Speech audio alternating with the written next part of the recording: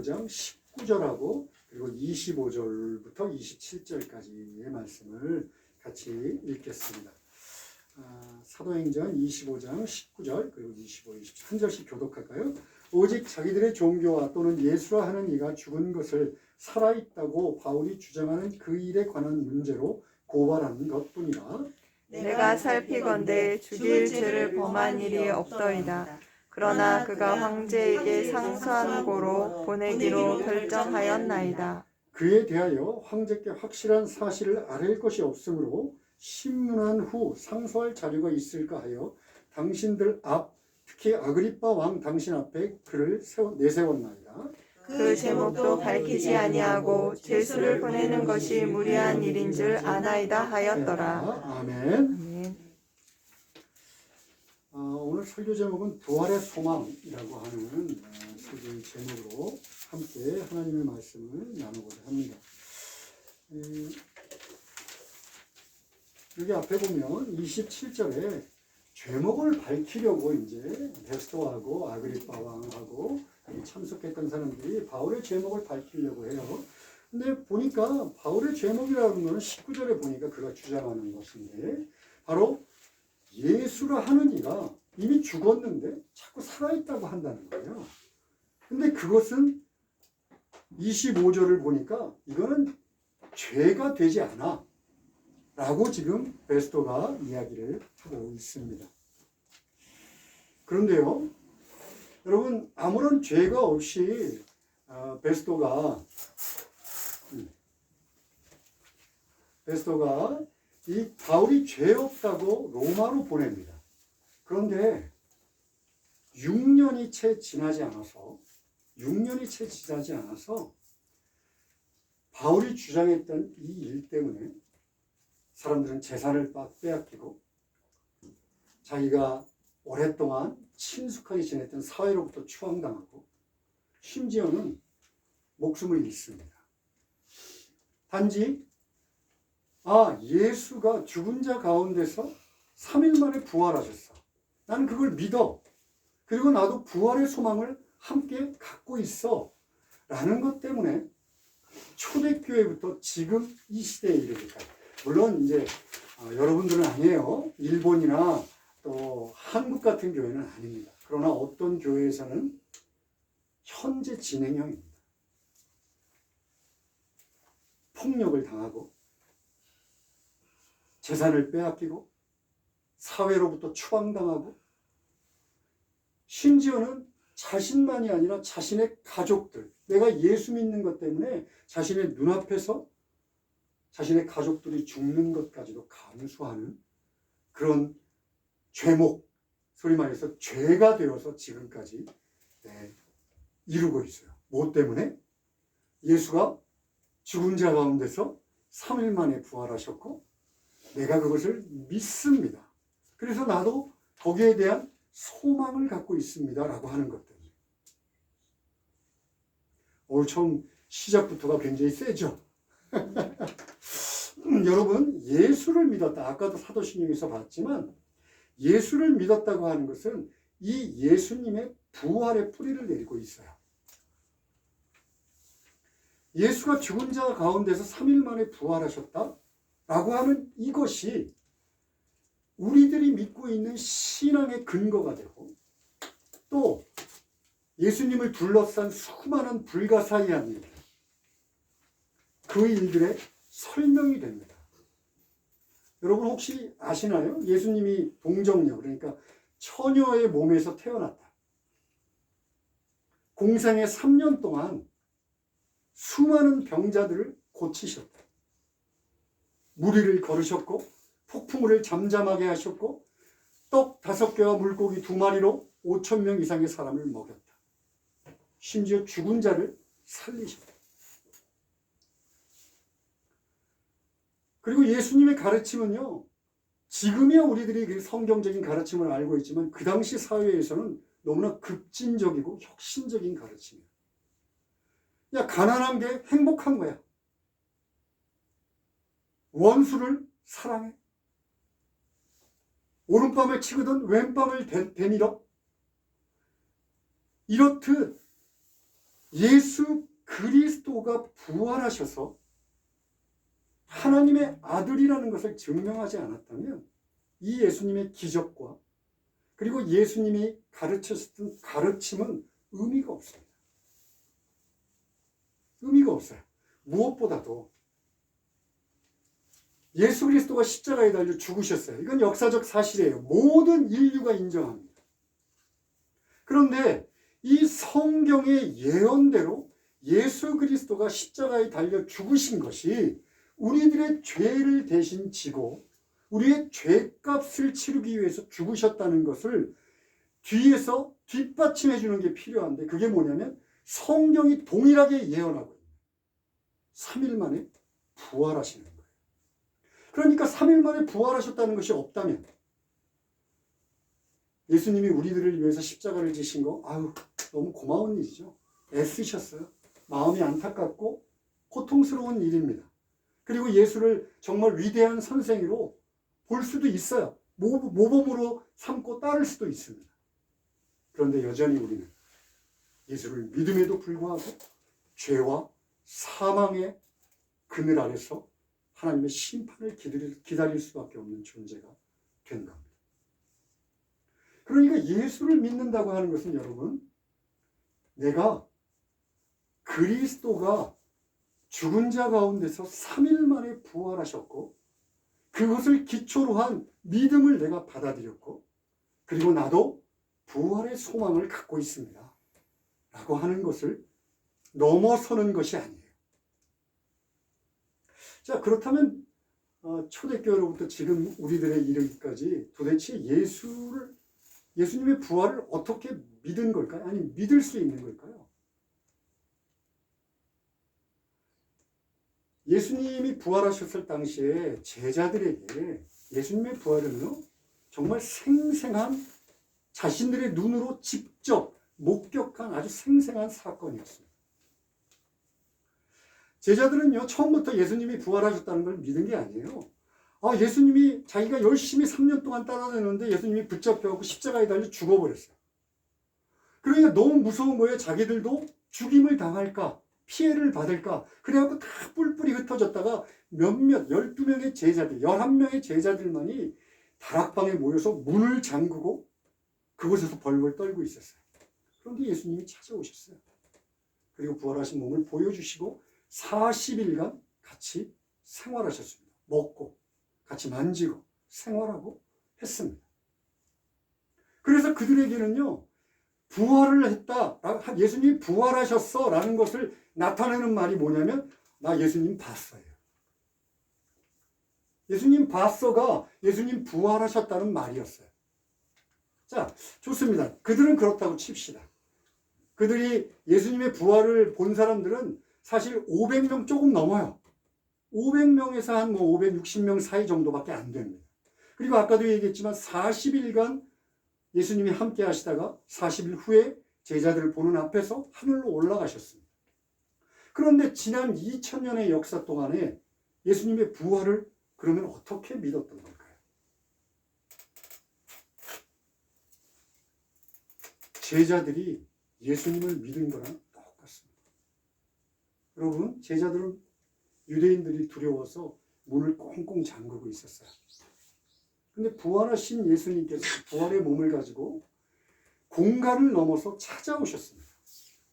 그리고 자신이 부활한 실체를 보여줬어요. 그러면서 도마에게는 이렇게까지 얘기합니다. 너 내 못자국에 손을 좀 넣어버려? 내 창자국에다가 손가락을 한번 넣어봐. 라고 말씀하시고 같이 물고기를 드시고 부활의 실체를 보여주셨습니다. 그래서 믿게 했어요. 이 시대도 지난 2000년의 교회 역사도 똑같습니다. 우리들은 역시 여전히 죄의 어둠이라고 하는 그 상황 속에서 문을 꼭꼭 걸어 잠그고 마음의 문을 꼭꼭 닫고 있습니다. 나는 절대로 예수를 믿지 않을 거야. 우리들 모두가 그런 사람들이었습니다. 그런데 어느 날 예수님이 찾아오셨어요. 그리고 당신의 실체를, 부활의 실체를 보여주셨습니다. 여러분, 그렇게 예수 믿지 않고는 내가 어떤 노력을 해서 내가 대단히 어떤 사람의 말을 듣고 그 사람의 말이 너무나 훌륭해서 예수 그리스도의 부활을 믿을 수 있는 방법은 없습니다.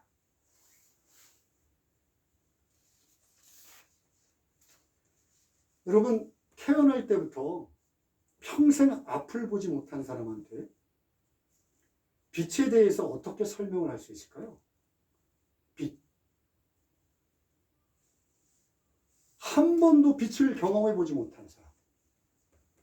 그 사람에게 빛에 대해서 설명할 수 있는 것, 여러 가지, 아무리 논리적으로, 물리적으로 파장이 어떻느니, 빨주노초 파남보가 어떻느니 얘기를 해도 그분은 그 빛의 실체를 알지 못합니다. 단지 눈을 떠서 그 빛이 어떤지 보는 것 외에 빛의 실체에 대해서 알 수 있는 방법은 없어요. 그 설명을 줄줄줄 외울 수는 있겠죠. 그러나 그것은 빛을 안다고 말할 수 없습니다.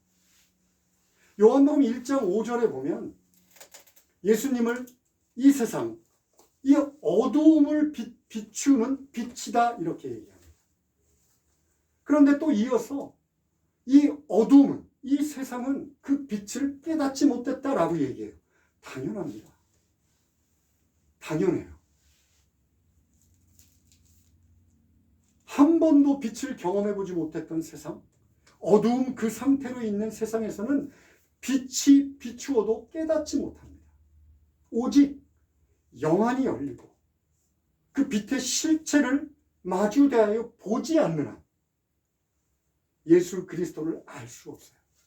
마찬가지로 예수의 부활도 마찬가지입니다. 예수의 부활은 우리가 책을 막 연구하고 열심히 공부하면 이론적으로는 알 수 있을지 모르겠어요.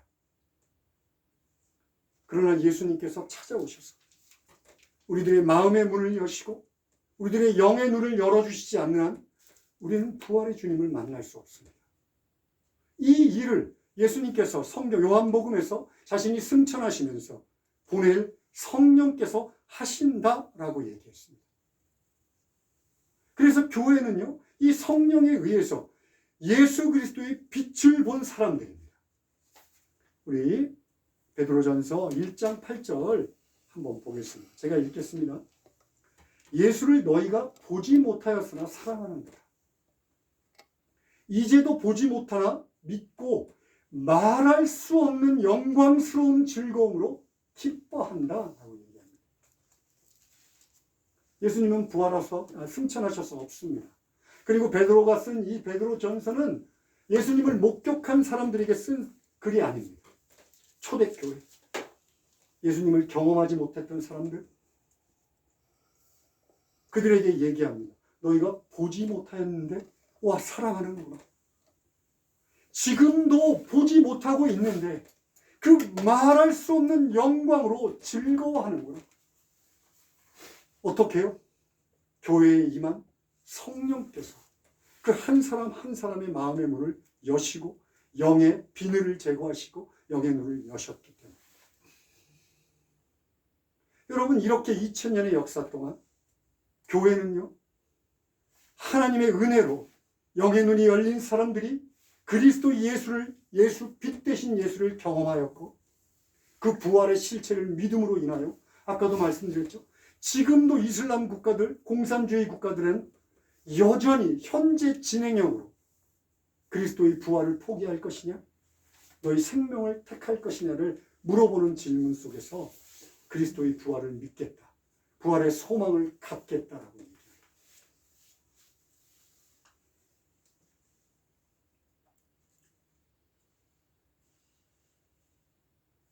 여기까지 제가 교회 내에서 부활절도 아니에요. 그죠? 부활에 대해서 설교할 때는 우리들 흔히 부활절에 듣는 설교라고 많이들 생각하지만 왜 제가 오늘 바울이 주장하였던가?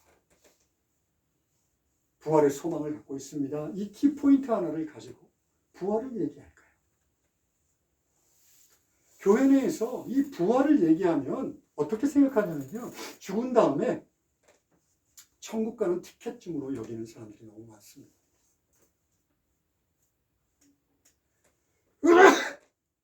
그러나 부활은요, 현재입니다. 현재.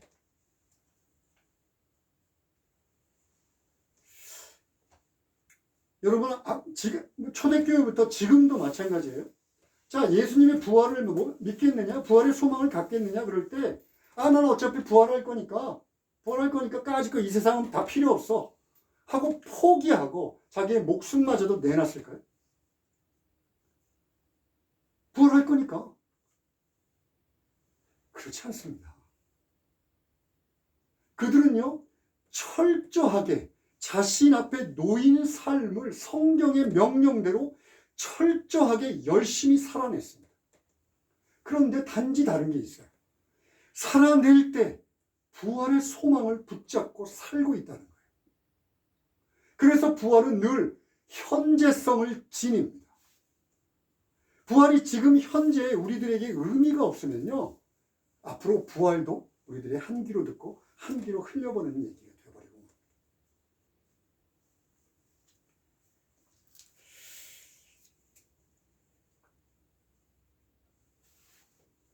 여러분, 고난은 바울같이 이렇게 믿음의 용사들만 겪는 겁니까? 우리가 예수를 믿고 예수를 믿는다고 하는 것은 제가 거듭 말씀드리지만 부활을 기초로 한 신앙을 우리가 받아들였다는 거예요. 그래서 예수를 믿었다는 것은 나도 부활할 거라는 소망을 갖는 것입니다. 그런데 내가 예수 믿고 만약에 바로 죽어버리면, 그러면 정말 부활은 현재성이 전혀 없이 미래에 관련된 일로만 우리가 이해하면 그만입니다. 그런데 예수를 믿고도 우리가 이 죄로 왜곡된 세상, 악과 죄악과 여러 가지 환난이 넘치는 세상 속에서 여전히 살아갑니다. 여러분, 예수 믿으면 생기는 고난도 물론 있습니다. 예수 믿는 것 때문에 겪어야만 하는 고난이 있어요. 그러나 죄로 왜곡된 세상에서 겪어야만 하는 고난도 틀림없이 있습니다. 그러니까 분명한 것은 이 세상의 사람들은 단 한 사람도 예외 없이 고난이라고 하는 것을 마주해야 합니다. 그럴 때 초대교회 성도들, 성경에 기록되어 있는 초대교회 성도들이 그 고난을 마주대하면서 어떻게 부활의 신앙을 유지했는가를 우리가 배움으로 인하여, 그래? 부활은 현재야? 무슨 뜬구름 잡는 얘기야? 라고 하는 것이 정말 그러한지를 아는 것은 너무나 중요합니다. 여러분, 로마서 5장인데요. 5장 1절, 2절에서 바울이 이렇게 얘기합니다. 여러분들이 예수를 믿음으로 인해서 하나님과 화평을 누리는 관계에 들어갔습니다. 하나님의 은혜를 보는, 하나님의 영광스러움을 볼 수 있는 자리에 들어갔습니다. 그래갖고 여러분들이 그걸 참 기뻐하고 있는 겁니다. 라고 얘기를 해요. 그러고 나서 바로 이어서 3절, 4절에서 이렇게 얘기합니다. 다만 이뿐 아니라 우리가 환난 중에도 즐거워하나니. 앞에서 1절, 2절에서 예수를 믿고 예수의 영광을 보는 것을 즐거워한다 라고 얘기했던 바울이 그 다음 이어서 다만 이뿐 아니라 우리가 환난 중에도 즐거워하나니 이는 환난은 인내를, 인내는 연단을, 연단은 소망을 이루는 줄 알미라 라고 되어 있어요. 생략됐겠지만 이거는 쭉 풀어보면 이런 뜻입니다. 즐거워하나니 이는 환난은 인내를 낳고, 인내를 만들고, 인내는 연단을 또한 만들고 낳고, 연단은 소망을 또한 낳는다라는 뜻이에요. 이룬다라는 뜻이 아니라 낳는다. 자연스럽게 아기를 출산하듯이 낳는다. 그러니까 환난 중에도 즐거워할 수 있는 건 결국 소망을 낳기 때문에 그렇다는 거예요. 그렇다면 이 소망에 대해서 우리가 알아보아야 하는데, 성경에서 본질적으로 소망한다, 나는 참 소망해 라고 하는 것은 하나님과 함께하는 것을 얘기하는 경우가 일반적이에요. 근데 사도 바울은 여기서 그런 얘기를 하고 있는 게 아닙니다. 사도 바울은 지금 부활의 소망을 얘기합니다. 부활의 소망. 사도행전 24장에서 우리가 봤죠. 죽은 악한 자나 의인이나 다 죽어서 부활할 것을 믿습니다. 또 28장에 가면 마지막 변론에도 똑같이 얘기합니다. 나는 부활할 소망을 갖고 있습니다. 바울은 고린도전서 15장에서 이렇게 얘기합니다. 죽은 자가 다시 사는 일이 없으면 하나님께서 그리스도를 다시 살리지 않았을 겁니다. 즉 부활이 없었다면 예수님의 부활도 없었을 겁니다. 그리고 만약에 그리스도께서 다시 살지 않았다면 여러분의 믿음은 의미가 없습니다 라고 얘기합니다. 예수가 부활하지 않았다면 우리들이 믿고 있는 것은 이것은 허상입니다 라고 얘기합니다. 사도 바울에게 당신이 믿고 있는 것이 무엇입니까? 물어보면 사도 바울은 분명하게 얘기합니다. 예수님이 죽으셨는데 3일 만에 부활하셨습니다. 라고 하는 이 부활이 그의 믿음의 핵심이었고 그의 믿음의 소망이었어요. 그런데 이 소망을 이 소망을 낳기까지 통과해야 하는 과정이 있대요. 로마서 5장을 보니까. 그게 뭐냐면 환난을 맞을 거라는 거예요. 아까도 얘기했지만 환난을 겪지 않는 사람은 아무도 없습니다. 환난은 어떻게 보면요, 우리들의 현실이에요. 현실. 내가 환난을 겪고 있다. 고난을 받고 있다. 이것이 인간의 현실입니다. 그런데 그런 이 세상의 사람들은 그럼 그 환난에 대해서 어떻게 대처를 하냐면 어떻게든 잊으려고 합니다. 피하려고 합니다. 뭐 도박에 빠진다든가 뭐 빠친코에 가기도 하고 술이나 아니면 마약을 하기도 하고 아니면 좀 고난을 좀 덜어줄 것 같은 재물에 집착하기도 하고 성공하기 위해서 막 억지로 덤벼들기도 하고 잠시 잊을 수 있는 쾌락에 빠지기도 합니다. 불행히도 어떤 사람들은 그 고난의 무게에 짓눌려서 뭐 안타까운 선택을 하기도 합니다. 그러나 성경에서는 뭐라고 그러냐면 인내하라고 합니다. 인내하라. 인내하라는 것은요, 고개를 돌리고 피해라가 아니라 마주보고 원어상으로 마주보고 최후까지 견디다라는 것이 인내하다.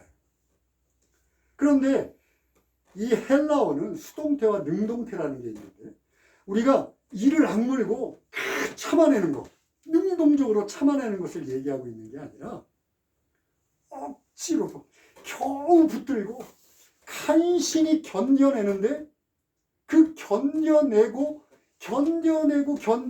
끝까지 살아남는 것을 얘기합니다.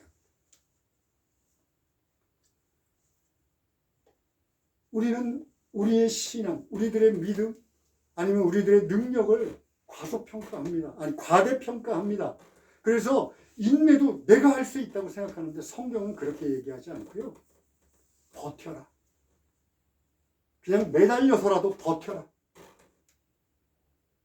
그러면 어떻게 하겠다냐면 수동령, 성령께서 네가 그렇게 버티는 것을 끝까지 책임지고 마지막까지 버틸 수 있도록 해주겠다라는 것이 인내하다.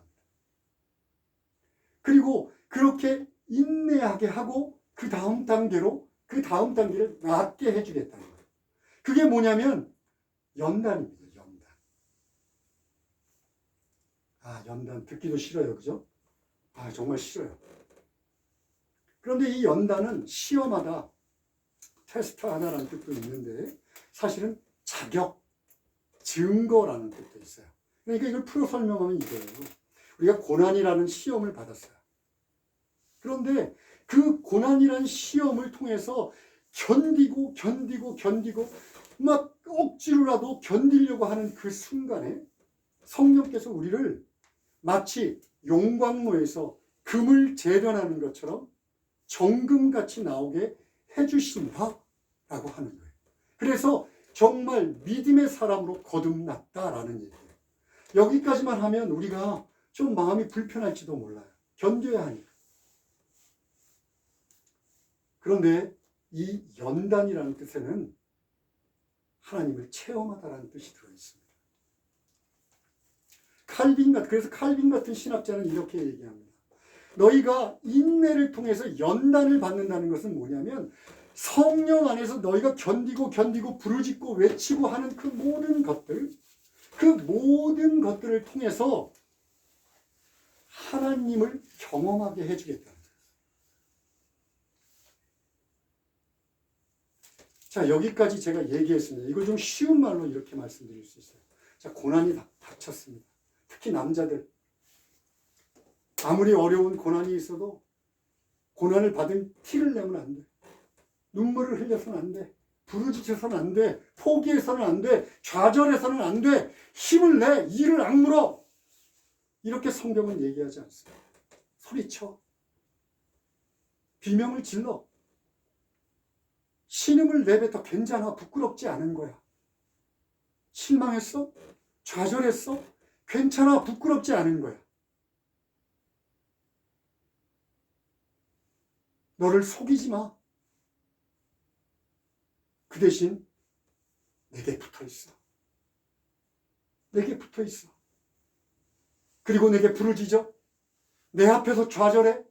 내 앞에서 원망해. 그러면 그 과정을 통해서 내가 너를 만나주고 너를 눈동자와 같이 보호한다는 것을 드러내고 너를 도와주겠다. 이것이 부활의 소망을 낳는다는 거예요.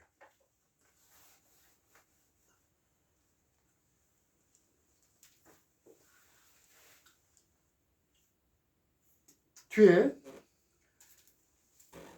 우리가 소망을 이루는 줄 안다라고 되어 있어요. 알미라라고 되어 있어요. 근데 이 안다는 것은 히브리어의 그리스어에는 두 개가 있어요. 물질적인 것을 안다. 현상적인 것.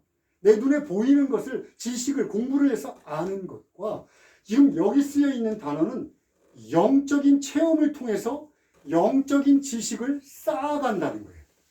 그러니까 환난이 인내를 이루고 인내가 연단을 이루고 연단이 소망을 이룬다고 하는 것은 하나님을 만나는 체험, 하나님 앞에 매달리는 체험을 통해서 우리가 알아간다는 거예요. 그런데 그리스도는 또 중요한 시제라는 개념이 있는데 이건 분사라는 개념을 써요. 이 분사는 단 한 번 그렇게 됐다라는 것이 아니라 반복해서 끊임없이 계속해서 라는 현재 진행형의 의미를 갖고 있습니다. 그러니까 고난이 닥칠 때 우리가 하나님 앞에 부르짖으면 하나님께서 그 어떤 사건을 들어주심으로 하나님을 경험하고 내가 정금같이 단련된 자로 나온다. 이것이 단 한 번에 끝나는 것이 아니라 부활의 소망이 이루어지는 그날까지 계속된다라고 얘기해요. 말씀을 정리하고 싶습니다. 여러분, 지금 제가 열심히 설교했지만 잘 이해가 안 되는 부분이 있을 수도 있을 것 같아요. 아, 고난이 닥쳤을 때 그 고난을 대하는 태도, 고난 앞에 좌절하지도 않고 도망가지도 않고 오직 성령께만 의지해서 그 고난을 잘 견뎌내는 것. 그 과정 속에서 하나님께서 부으시는 영적인 체험을 통해서 우리들의 믿음이 거듭나고 새롭게 되고 그렇게 믿음의 사람으로 바뀌어져 간다라고 하는 내용을 지금 말씀드렸고 그 바뀌어지는 과정 끝에 있는 것이 부활의 소망이다라고 얘기했어요. 자, 그런데 좀 더 설명을 하나 더 드리겠습니다. 여러분, 같은 밭에 심기어진 가라지하고 보리의 비유 아시나요? 예수님께서 나가셔서 보리를 심으셨어요. 그랬는데 사탄이 와가지고 거기다가 가라지를 심어놨어요. 껍데기. 그것이 처음에 싹이 나고 자랄 때는 아무도 몰라요. 물론 부활의 소망이라는 것도요. 그것이 부활이라고 하는 열매로 드러나는 것은 언젠가요? 수학의 때입니다. 심판의 때. 우리가 하나님의 심판대 앞에 섰을 때 정말 부활하느냐 안 하느냐를 우리가 볼 수 있고 확증적으로 받아들일 수 있는 거예요. 경험할 수 있는 거예요. 수학의 때입니다. 그런데 가라지하고 보리는요, 같이 심겨서 처음에는 몰라요. 그런데 조금 있으면 차이가 나기 시작합니다. 가라지는 왜 가라지냐면 열매가 없어요. 그런데 보리는 열매를 맺기 시작합니다. 아주 작고 보잘것없는, 처음에는 다 그렇게 맺습니다. 그것들이 맺혀져요. 그래서 그것이 보리인 줄 알고 이것이 자라면 수확되어서 창고에 들어갈 것을 아는 거예요. 마찬가지로 우리들이 예수 그리스도의 부활의 신앙을 갖고 예수를 믿고 있다는 것은 어디서 드러나냐면 작고 보잘것없지 않은 고난을 대하는 우리들의 태도에 달려있다는 거예요. 그것이 바로 인내하고 연단을 받고 하는 과정에 있다는 거예요. 그런데 그것이 점점 무성해지고 자라고 커지면서 결국 어떻게 되는 거예요? 열매 맺히는 거예요. 열매 맺히면 수확하는 거예요.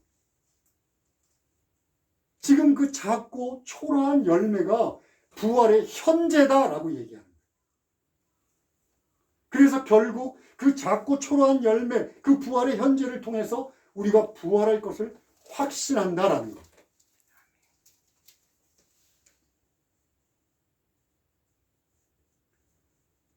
여러분, 지금 이 교회는요, 육체적인 고난, 물리적인 고난보다도 더 무서운 환난에 접해 있어요.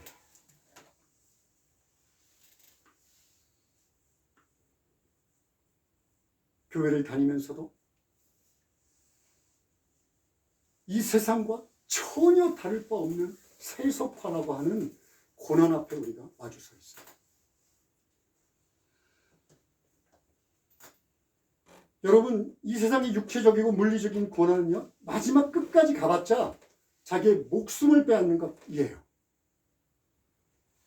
그런데 이 세속화라고 하는, 이 세상 사람들과 똑같이 돈을 쫓아다니고 이 세상 사람들과 똑같이 이 세상에 욕심껏 살아가려고 하고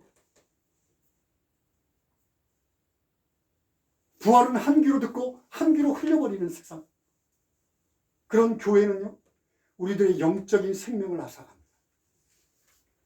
단순하게 그냥 이 물리적인 삶이 끝나는 것으로 끝나는 것이 아니라 우리의 영원한 삶에 대하여 위해를 가합니다.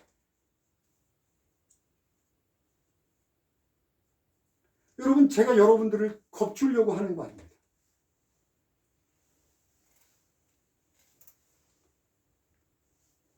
성경은 너무나도 분명하게 우리들의 신앙은 이 부활의 기초에 있고 이 부활의 소망으로 이루어진다라고 얘기합니다. 우리가 예수 믿는 것의 가장 큰 축복, 최종적이고 분명한 축복은 이 부활에 있다라고 분명하게 얘기해요.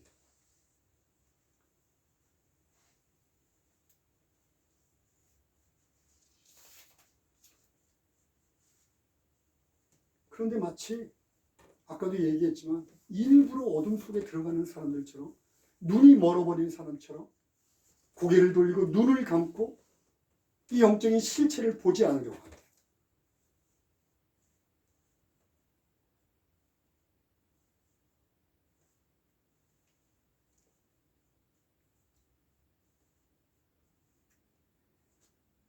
여러분, 예수를 믿었다는 것은요, 이 세상의 종교하고 다르다고 제가 거듭거듭 얘기합니다.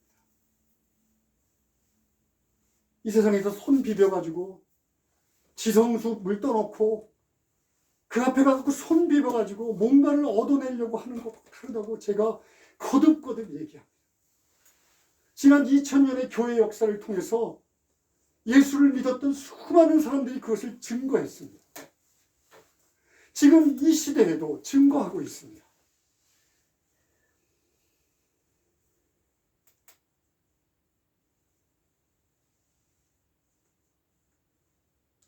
부활의 소망은요, 폭풍우 가운데 여러분의 일상의 삶이 폭풍우와 같은 일상의 삶에만 인내하고 연단하는 개념이 아니에요. 여러분의 평범한 삶들, 매일매일 살아가는 그 일상의 삶 속의 습관 속에 여러분들이 얼마나 부활의 열매들을 조금씩 맺어가고 있느냐에 따라 달라집니다. 그것이 결정합니다. 여러분, 보리가 항상 해가 쨍쨍한 날에만 성장하는 거 아니에요. 폭풍우 속에만 있는 거 아닙니다.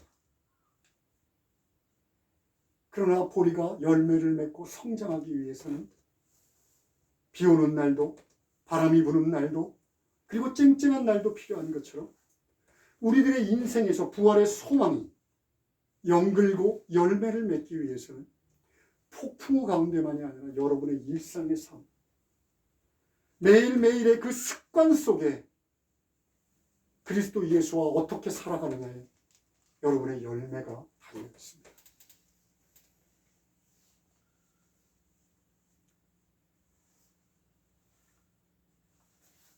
제발 제 이 말이 그냥 한 귀로 듣고 한 귀로 흘리는 말이 아니길. 설교를 준비하며 계속 기도했습니다.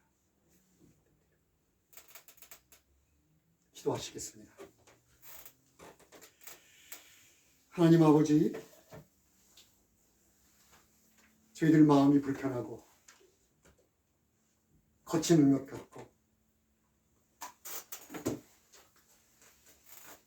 힘든 하나님의 말씀일수록 우리들은 자꾸 잊어버리려 합니다. 고개를 돌리려 합니다.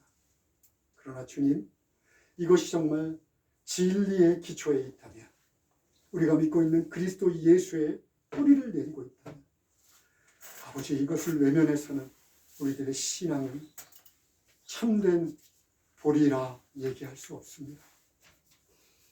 아버지, 도와주십시오. 저희들의 연약함을 긍휼히 여기시고 성령을 부어주셔서 우리들이 모두 이 부활의 소망을 가진 자들로 그렇게 살아갈 수 있도록 도와주시옵소서. 예수님의 이름으로 기도합니다. 아멘.